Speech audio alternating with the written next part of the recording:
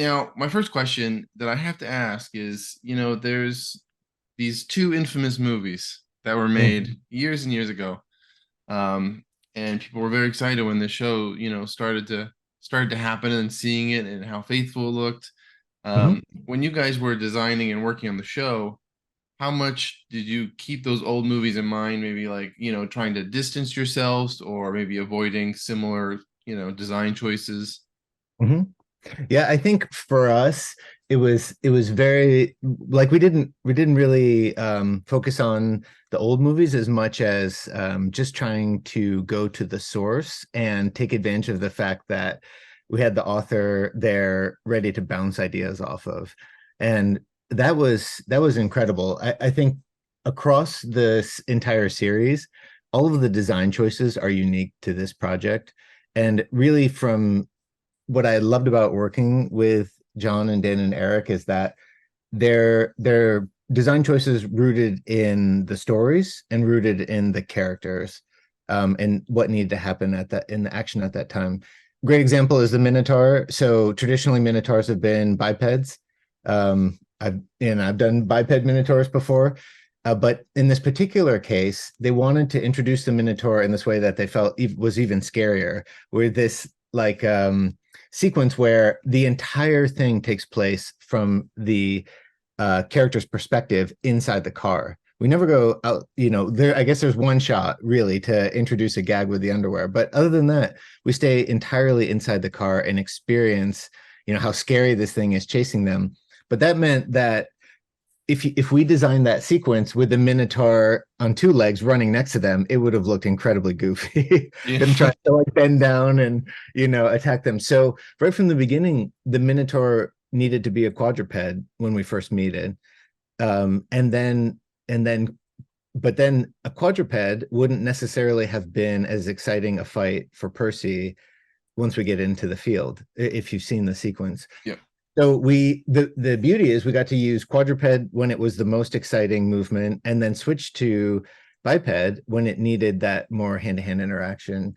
And I think that's where again, like the story points and the action that we were trying to get across really drove the creature design, more than anything else. And I think with this Minotaur in particular, we were going for what I call sort of scary cute, where it is very threatening, it's massive and it's huge, but at the same time, we want to find elements that just soften it a little bit. Like this isn't horror; it's designed to be action and scary. So that's why, like the Minotaur has ears and the back that reference a Brahma bull because they tend to be a little less scary of a creature.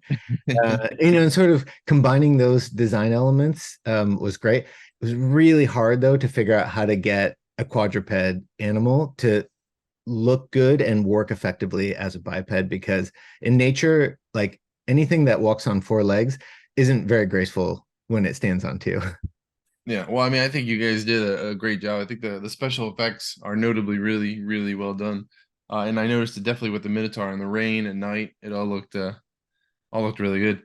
Now, compared to all of your previous work, Yep. what would you say is the most unique challenge that Percy Jackson kind of presented to you? Hmm. That's a good question. I would say definitely one of the biggest challenges is across. We were very lucky at ILM to be so heavily involved in the show across all 8 episodes. And so that from there, like this, some projects have like, oh, there's this one big sequence. Okay, that's a lot of work, but then the rest of it's kind of like filler work. That, like when you go through and you actually make the list of things that we did for the show, every one of them is a huge head scratcher when you're sitting down trying to figure it out. Like, how are we going to do 400 shots of Grover's legs efficiently? How are we going to make the most realistic centaur of all time? How are we going to do a new take on Medusa that has been represented so many different times, or Cerberus for that matter? How do we get that looking real? So I think it was daunting in terms of the scope of the project and the amount that we needed to go in and figure out. But that was also a big part of what was exciting about it. Not just the creatures, but even the environments. To be part of redesigning those, into something that was going to feel authentic for the audience that loves the books.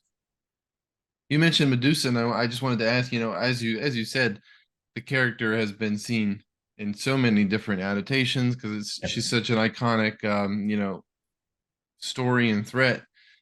When you were designing it for this show, can you talk about how you guys made it your own unique take, even outside of the book itself?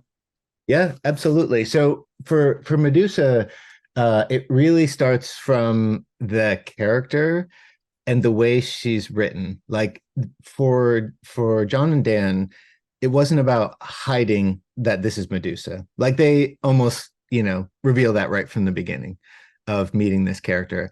So it became less about oh, this is, oh my gosh, this is a monster, to we know this is a monster going in, and how does her character and her interaction with Percy change across the sequence?